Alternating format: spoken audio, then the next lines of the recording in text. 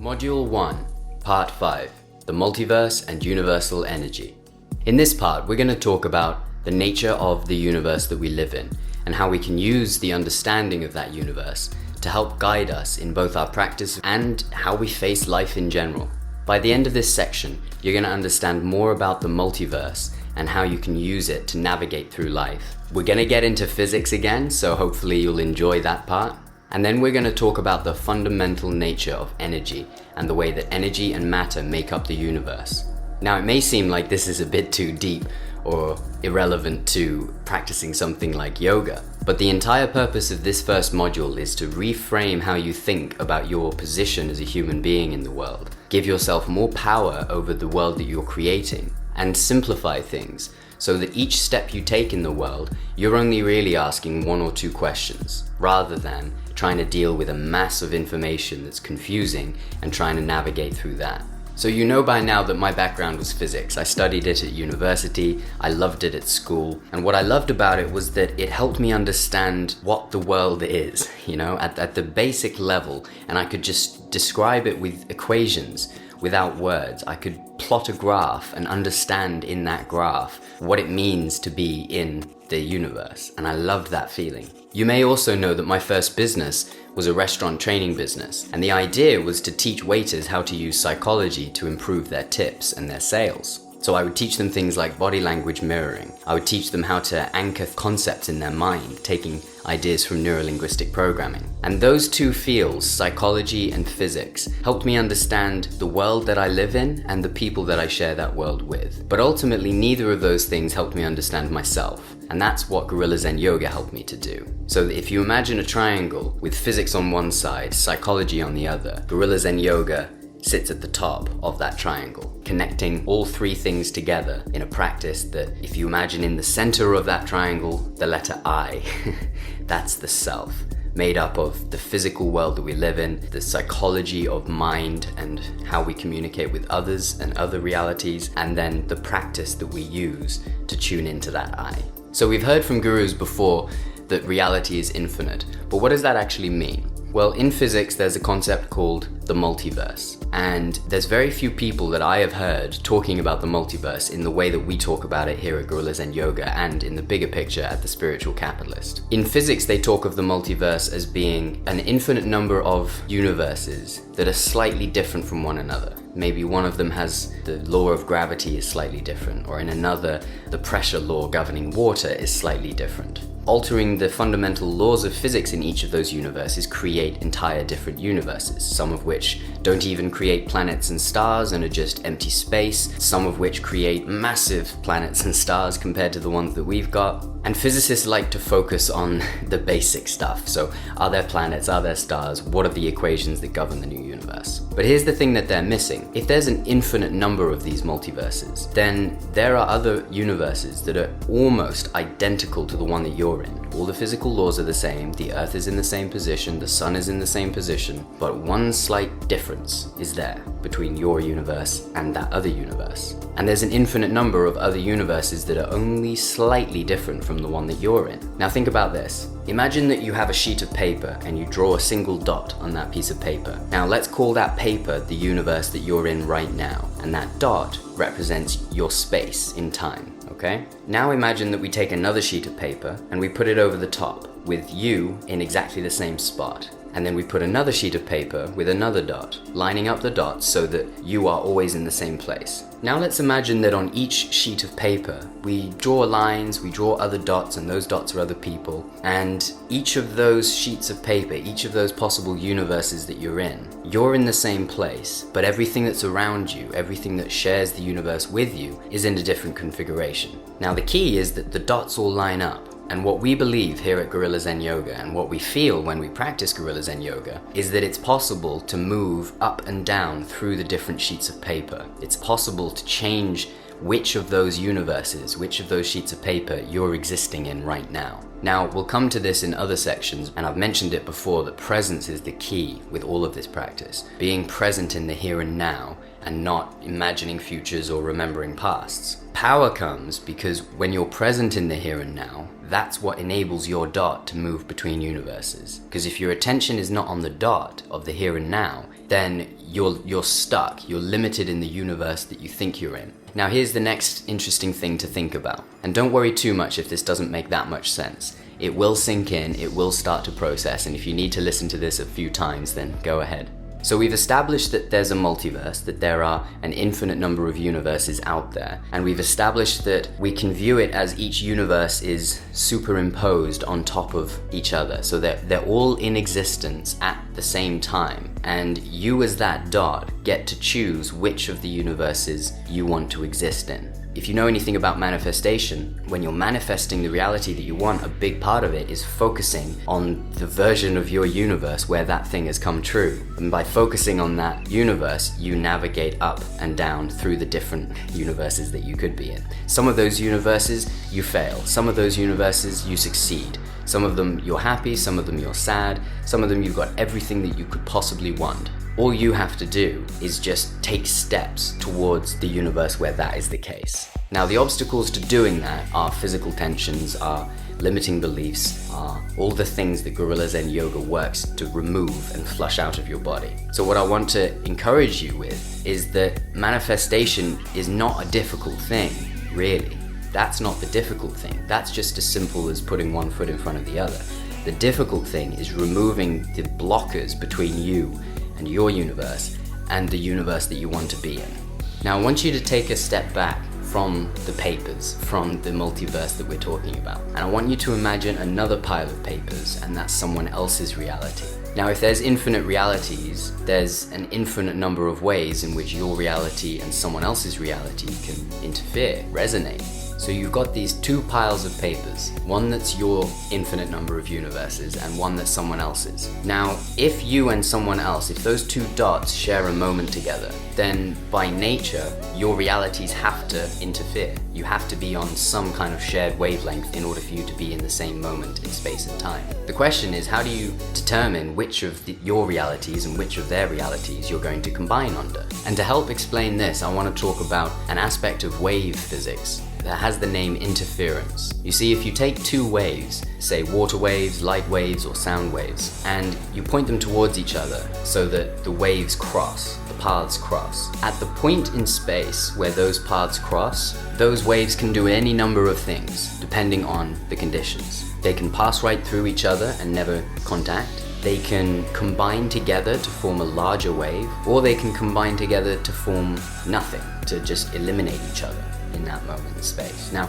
if you continue the wave onwards, then it continues as it was, but at that moment where they meet, it can either grow, be destroyed, or be completely unaffected by the other wave. And in physics, what determines whether or not these waves interfere like that is their frequency. Frequency being the number of waves per second. If you have a high frequency, then that means that there are a lot of waves passing through any point in any given time period. If you've got a really small frequency, the waves are very big and it takes a long time for each wave to get through. So how does this help us? Imagine that one of the waves is your reality and another wave is someone else's reality. And the point where those two waves meet is the moment in space and time where you and that other person are sharing a bit of consciousness. Maybe you're in the same room, maybe you're in a conversation, maybe you read a book written by someone, and in that moment that you're reading that word, you're connecting with them. Just like in physics, you can either interfere constructively or destructively. If you interfere constructively during that connection, then the amplitude of both of your waves gets bigger, you have more influence and you have more vibrational power in the world, in the universe. If you interfere deconstructively, then both of you get shut down a little bit and you can't influence things in the way that you want. There's just not enough energy there. And I've mentioned that frequency has something to do with this. Frequency determines whether or not the waves interfere at all. If you're on a different frequency to someone else, chances are your paths are not going to cross. And if they do, if you share the same room with someone, they're not going to affect your overall energy in any way because you're on just a totally different frequency. But what about when you're on the same frequency? And listen, frequency can mean all sorts of things when we're talking about life instead of just light waves. In life, frequency can involve the position in space that you are in the same room. It can involve energy levels, whether you're relaxed, whether you're excited, whether you're angry. It can involve culture, whether you're part of the same culture as someone else or whether they're from another culture. Family, friends, All of these things are different frequencies that we can resonate with people on. And if you're from another family with someone and there's no shared frequency, then you'll pass right by them and there's no interference. But we're not so interested in the people where there isn't interference because they don't tend to affect us. What we're interested in is helping you to handle when you have to share the same frequency as someone else. Because if you are in that same frequency as someone else, we know that you can either interfere constructively or destructively. And how do you make that difference? How do you handle it so that you're always getting constructive interference? This is where it comes to phase. Now, going back to physics, when you have two waves meeting, they can either meet at the top, the crest of the wave, the top bit, to top bit. They can meet at the trough, to the trough. So the trough on one meets the trough on the other. They can meet, the trough on one meets the crest of another, or they can meet anywhere in between. And what we're going to look at is the extremes. So crest to crest, trough to trough, and crest to trough, trough to crest. Whether or not it's constructive or deconstructive interference depends on where those waves meet in their cycle. If one wave is at its peak and it meets another wave at its peak, then there is constructive interference and the two waves get bigger. If one wave meets at the trough and the other wave meets at the trough, then again the wave gets bigger because they're meeting at the same point. If one wave's trough meets another wave's crest, that's when the deconstructive interference happens and the wave amplitude goes to zero. There's no more energy there. And in physics there's a name for this and it's called phase. In physics, the word phase is used to describe whether or not two waves have arrived at the same point, crest to crest, trough to trough, or whether they've arrived at opposite points. And when they're at opposite points, they're said to arrive in antiphase. Now, why am I telling you this? Because phase is one of those interesting words that has multiple meanings, whether you're talking about physics or about life. In physics, as we've seen, phase refers to whether or not waves arrive at the same point in space or at opposite ends in their cycle. But what does it mean in life? Well, phase, it's just a phase. They're going through a phase. He's at a different phase in life. This is the types of words that are used. So to draw a connection between these things, if I'm a 28-year-old entrepreneur who's engaged and who's planning to build a family, and I meet someone who's a 19-year-old who's just at university and has no real understanding or wisdom when it comes to adulthood and being planning for your family and being responsible, then we're in different phases of life. We're in different phases, you see. So if we meet on a frequency, let's say that we're listening to the same song and we both like the same song, then there's going to be resonance, there's going to be interference. And if we hear the song and I interpret in that song something based on the phase that I'm in, and they interpret something based on the phase that they're in, and then we try and share that information, we're going to clash. We're going to interfere deconstructively. I think that the song is about this aspect of life, you think it's about that aspect of life. So if we want to interfere constructively instead of deconstructively, then we need to find the frequencies where our phases align. I'll say that again. We need to find the frequencies where our phases align. If I'm talking to a 50-year-old man about politics, he is in a very different phase to me. I shouldn't expect that I would be able to resonate constructively with him if talking about politics, because at that frequency, the frequency of politics, we're out of phase. And if I'm an 18-year-old communist and he's a 55-year-old capitalist, then we're in anti-phase. And so you can see why a lot of arguments between family members around the dinner table about politics, about religion, about ethics, they're not needed. They're just not needed, but they happen because people think that the phase that they're in is reality, instead of realizing that everyone's got different phases at every different frequency. Your job is not to convince them to shift into your phase. You don't want to affect their wave. You don't want to change their frequency. Your job is to find the frequency that you are in phase on. So maybe with that 50-year-old capitalist, if I'm an 18-year-old communist, maybe we are out of phase on most topics. But you know what? We both love our mothers. So why not talk about that instead? Because if we talk about the thing where we are in phase, that frequency of loving the mother, if we talk about that, we'll interfere constructively, and it doesn't matter that our worldviews are different, because we each go our separate ways anyway. Now, to tie this together, remember those sheets of paper, your stack of multiverses and their stack of multiverses. When you're choosing which reality you're going to manifest, you choose it based on which one is going to be more constructive with the person I'm dealing with or the situation I'm dealing with. So if I'm the 18-year-old communist, I've got an infinite number of realities that I've got available to me. And I meet this 55-year-old capitalist. So my job is to move up and down through the different stacks of paper until I find which one is in phase with the one that he's in. And his job, if he's an enlightened being, is to do the same, and then you do it together and you negotiate on which reality you're going to share. But sometimes the other person has no idea about all of this stuff, so it's all in your hands. You've got to be the one who decides which phase to resonate on. But the good news is that there's an infinite stack of papers for both you and them, and that means that there is 100% going to be a phase that you do resonate on. There's going to be a frequency where you are aligned and you can interfere constructively and both get energy from the exchange. Your ability to find that depends on your being, your body, your mind, your spirit, your aligned being's capability of smoothly jumping through those different realities. Now, the number one reason why people struggle with switching between different universes is because they believe that the one that they're in is the one that they're in, and that's that. And that's just not true. The one that they're in is the one that they're in this moment.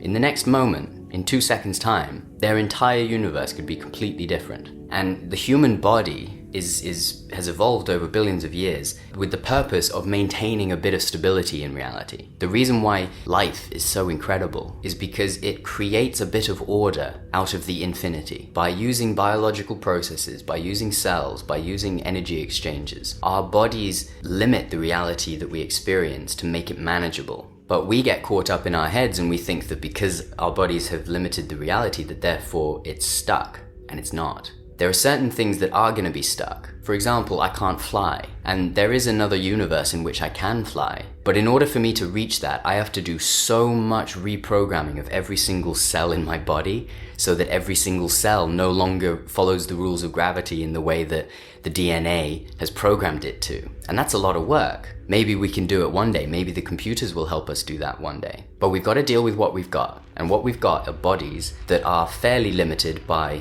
certain laws of physics and certain biological principles. Think of the Matrix. Some laws can be broken, others can be bent, right? It's exactly the same in our world. And we don't want to spend too much time trying to break laws that are set in stone. This is a very practical practice. So here's what I want you to take away from this so far. The next time that you meet someone who's difficult, the next time that you face a situation that's difficult, I want you to remember that you're in a multiverse.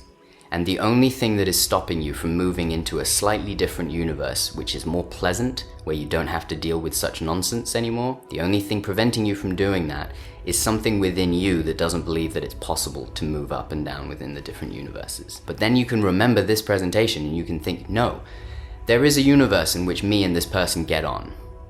I don't have to fight them. I don't have to choose to resonate with them on a frequency that we're out of phase on. I can just choose to resonate with one where we're in phase. Now, I hope that all makes sense. It's quite a dense topic, this. If you've got any questions about this, by all means send me a message and I'll send you something that will help to understand this a bit better. But the takeaway message is, whatever problem you're facing in life, wherever you're moving into, whatever you're doing, whoever you're dealing with, there is a reality in which it's easy. There is a reality in which it's fun, in which you get more energy out of it than you put in. All you have to do is find which one it is. And in order to do that, you just have to find where you're in phase. If you can tell that you're not in phase with someone on something, don't labor it. Don't fight the point. Look for something else. Oh, okay, so we disagree about politics. What about religion? Oh, we disagree about that too. What about the latest TV show? Oh, we disagree about that too. Okay, there must be something. How about your mother? Do you love your mother? Yeah? Okay, there we go. We found it. So let's just spend the couple of minutes that we have to. Maybe you're on the train with this person and your decision is whether to ignore them or to engage in a conversation. Maybe we spend the few minutes that we've got talking about our mothers and being nostalgic and remembering things from the past that make us feel good. And then we both get to go to wherever we're going feeling great. Right? Wouldn't that be so much better than trying to avoid talking to them because you're afraid that you'll disagree on something, right? So hopefully by now you can feel that there's a lot of power in this mindset. By viewing the world as infinite, by viewing yourself as infinite, it means that no matter what you face, you can find where you're in phase. The only thing that's preventing you from that is the laws that your body has mistakenly applied. And I say mistakenly because laws about gravity are going to be very difficult for you to break. But the law that says I can't have a conversation with a 55-year-old capitalist if I'm an 18-year-old communist, that is a law that is not set in stone. That's a law that your mind created. That's a law that some terrible memory of trying to have that conversation in the past and it not going well, getting laid down as a new law of the reality that you're in. And it's not. Some laws can be broken, others can be bent. Focus on the ones that are easy to break, and then use a tool that'll break them. Gorilla Zen Yoga will break all of the rules. All of the rules in every way. And you're gonna feel liberated by this. By the end of this program, you're gonna be able to just stretch, to just literally stretch your body until you find the phase where everything is good. And then you just stay in that phase and make the most of it and channel the energy that you receive from it. And as always, folks, when life gets tough, breathe, stretch, and enlighten.